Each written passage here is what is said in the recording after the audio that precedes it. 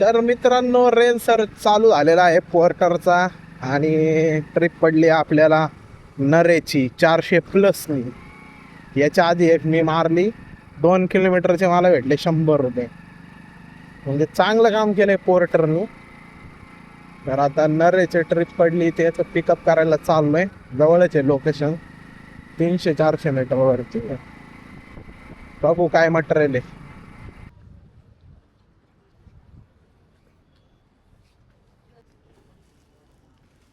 तर मित्रांनो हे मटेरियल आहे.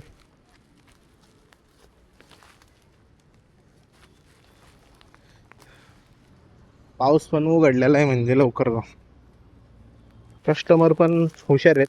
मस्त पॅक करून दिले. बिजायची काही डिस्टन्स आहे 30 किलोमीटर.